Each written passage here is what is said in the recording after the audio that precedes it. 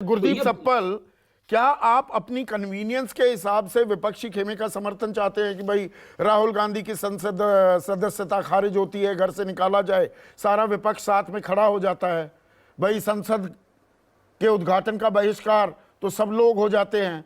पर जहां पर जनादेश बनाम अध्यादेश की बात आती है, संघीय ढांचे की बात आती है, एक लोकतांत्रिक तरीके से जो दावा कर रहे हैं चुनी हुई सरकार है अरविंद केजरीवाल, वहां पर आप कहते हैं कि नहीं, इकाइयों से अभी सलाह मशवरा करेंगे, अभी हमने कोई निर्णय नहीं लिया है, अपनी कन्वीनियंस से फैसले ले रहे हैं आप।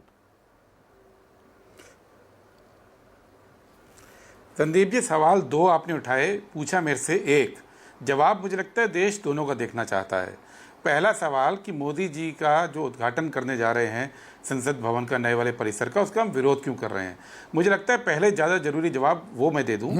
देखिए, हमारा जो लोकतंत्र है संदीप जी, वो स्पष्ट रूप से 3 पिलर पे है, जुडिशरी, एग्जीक्यूटिव, लेजिस्लेटिव, कोर्ट, सरकार और संसद।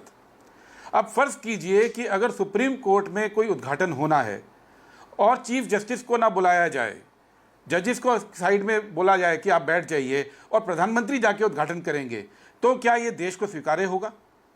जब यही बात हम संसद के लिए कह रहे हैं, क्योंकि संसद जो है, अगर मैं आपको बताऊं कि जब संविधान बन रहा था और बाबा साहेब अम्बेडकर ने जब पहला प्रपोजल मूव किया, तो उन्होंने एक फेमस लाइन बोली थी कि पार्लियामेंट बिलोंग्स टू ऑपोजिशन, संसद विपक्ष का पटल है, सत्ता सरकार, जो प्रधानमंत्री है उनके लिए सरकार होती है, उनको वोट देती है जनता, उनको सरकार सौंपती है। संसद विपक्ष का पटल होता है जहां पे सरकारों के ऊपर चेक लगाया जाता है, जहां सरकारों की जवाबदेही तय की जाती है, जिसको कि प्रधानमंत्री को हटाने का भी अधिकार है अगर उसके पास वोट हो जाए विपक्ष के पास। संसद वो पटल है, और जो पटल प्रधानमंत्री को हटाने का अधिकार रखता है, सरकार को चेक करने का अधिकार रखता है, उसकी स्वाधीनता जरूरी है। ये हमारे संविधान में लिखा है, इसीलिए संविधान में संसद को बिल्कुल स्वाधीन रखा गया और राष्ट्रपति को उसका अंग बनाया गया, राष्ट्रपति को उसका अंग बनाया गया। प्रधानमंत्री को चुना अगर राष्ट्रपति को आप नहीं बुलाएंगे, उसके लिए सरकार है।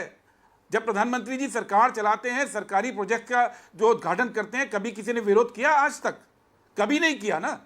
वो हर हफ्ते कहीं ना कहीं नजर आते हैं आपको। एक मिनट, कभी कभी मणिपुर में भी नई विधानसभा, लेकिन अगर आप अपना अधिकार, मणिपुर में भी नई विधानसभा बनी, उसका उद्घाटन अगर मुझे याद पड़ता है वो सोनिया गांधी ने किया था। ना मणिपुर की वो मुख्यमंत्री थी, ना वहां की राज्यपाल थी, ना देश की प्रधानमंत्री थी, ना देश की राष्ट्रपति थी, वो यूपीए की चेयरपर्सन थी। किया था उद्घाटन।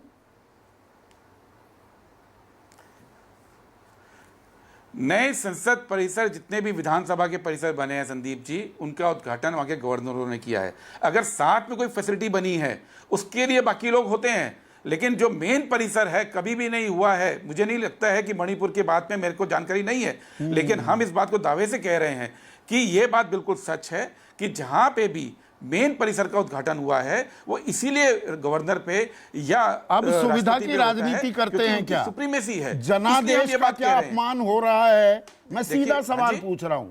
दिल्ली में जो हुआ, सुप्रीम कोर्ट ने वो अधिकार दिए, सरकार ने अध्यादेश के जरिए वो अधिकार वापस ले लिए, ये सही हुआ है, गलत हुआ है? सुनाई नहीं दिया, आपने क्या सवाल पूछा?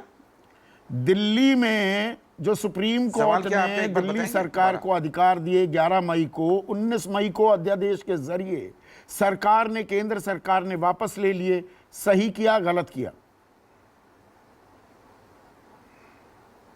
संदीप जी, अगर 5 जजेस की बेंच कोई अगर आदेश देती है, उसको ओवर रूल करना गलत है। लेकिन जहां तक बात आप दूसरी जोड़ रहे हैं अध्यादेश को लाकर, तो अभी अभय दुबे जी बड़े उत्तेजित हो रहे थे कि कांग्रेस नहीं कर रही है, कांग्रेस नहीं कर रही है। मैं आपको बताऊं संदीप जी, पिछले 3 हफ्ते के अंदर, 4 हफ्ते में हमने भी कदम लिए। सबसे पहले जब स्टालिन साहब का तो गलत है तो कह दीजिए गलत है। तो कांग्रेस ये जी इकाइयों से पूछ रहे हैं, अभी फैसला लेंगे, निर्णय लेंगे। विपक्ष अगर राहुल गांधी पर पूरी बात बोलने दीजिए, गलत हो रहा है, वो खुलकर समर्थन करते हैं, आपकी जुबान क्यों थोड़ा सा उस पर ताले पड़ जाते हैं? आप मुझे पूरी बात कहने दीजिए। हाँ, पूरी बात कहने दीजिए मुझे। क्योंकि बात पर्सपेक्टिव में होती है। खरगे जी ने बोला कि कांग्रेस कुर्बानी देने के लिए भी तैयार है विपक्षी एकता के लिए। उसके बाद खरगे जी, राहुल गांधी जी, नीतीश कुमार जी और तेजस्वी यादव जी की बैठक हुई। उस बैठक के अंदर यह तय हुआ कि कुछ पार्टीज कांग्रेस के खिलाफ लड़ती हैं और कुछ कांग्रेस की सहयोगी पार्टीज हैं। इनमें 6 पार्टी ऐसी हैं जो कांग्रेस के खिलाफ लड़ती हैं, जिसमें आम आदमी पार्टी है, जिसमें ममता बनर्जी की पार्टी है, जिसमें बीजू जनता दल है, जिसमें जगन मोहन रेड्डी की पार्टी है YSRCP, जिसमें समाजवादी पार्टी है और जिसमें KCR की BRS पार्टी है।